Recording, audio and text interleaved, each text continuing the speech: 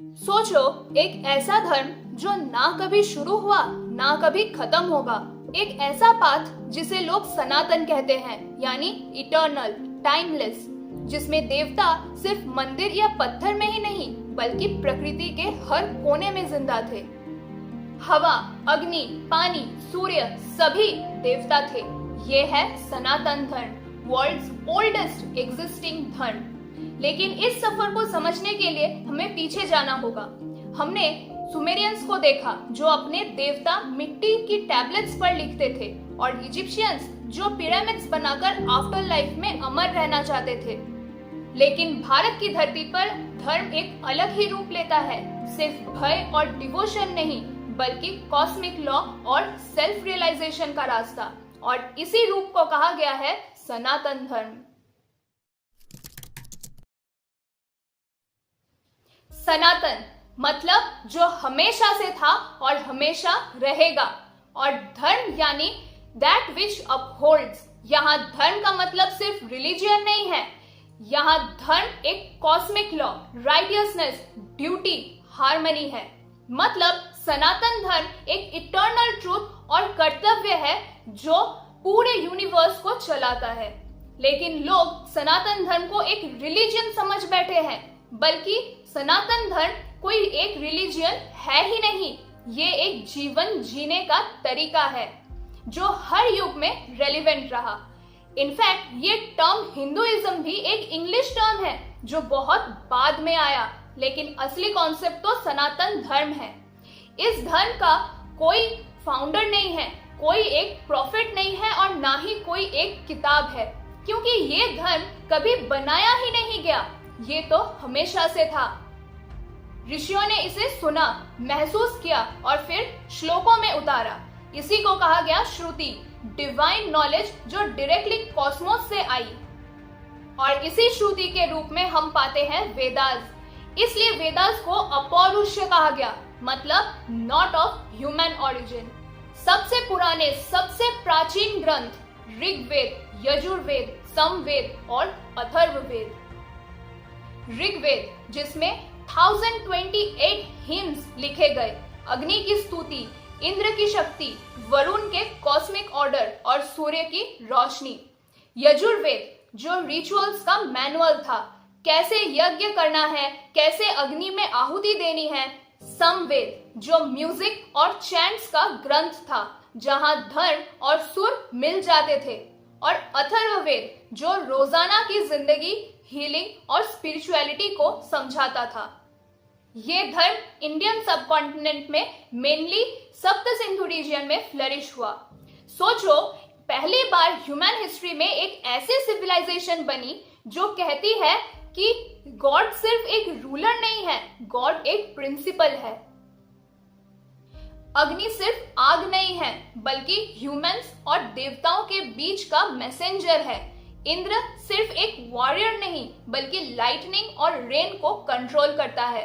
वरुण सिर्फ एक समुंदर का देवता नहीं बल्कि कॉस्मिक ऑर्डर का प्रोटेक्टर है। अगर तुमने झूठ बोला, अगर तुमने धर्म तोड़ा, तो वरुण पनिश करेंगे।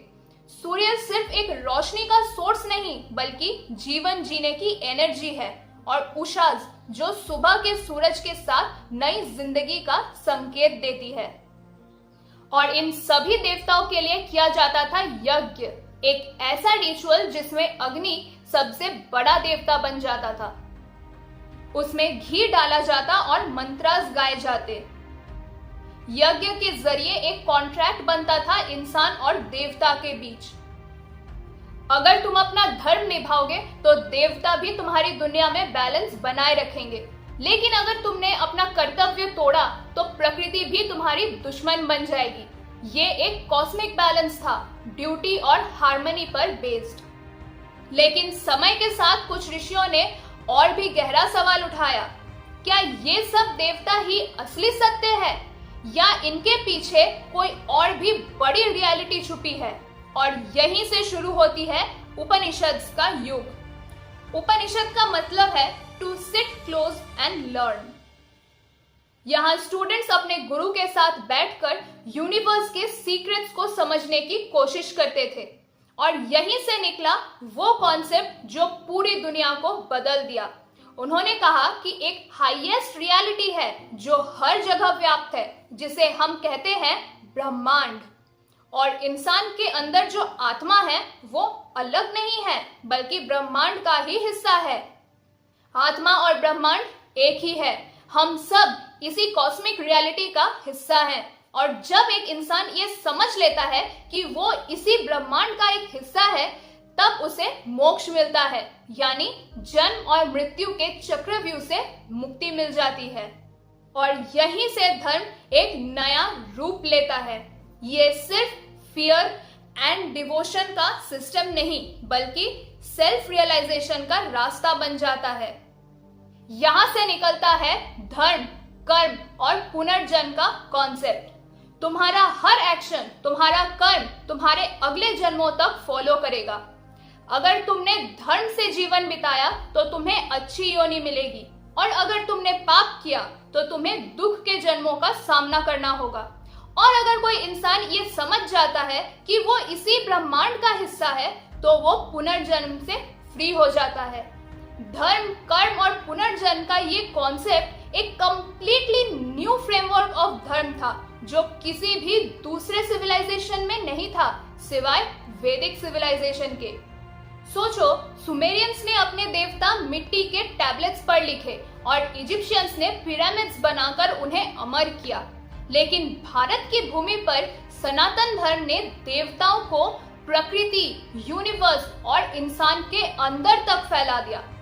ये धर्म इवॉल्व होता रहा, वेदास से उपनिषद तक, रामायण महाभारत तक, पुराण और भक्ति मूवमेंट्स तक। इसी एडेप्टेबिलिटी की वजह से इसे कहा गया सनातन, इटर्नल, जो हमेशा से था, है और हमेशा रहेगा।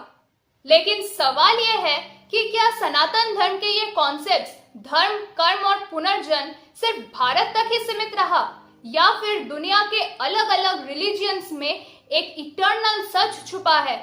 क्या सभी धर्म अलग अलग रास्ता है वही एक सत्य तक पहुंचने का? इन सारे सवालों के जवाब हम जानेंगे अगले पार्ट में। तो मिलते हैं अगली वीडियो में, तब तक के लिए गुड बाय।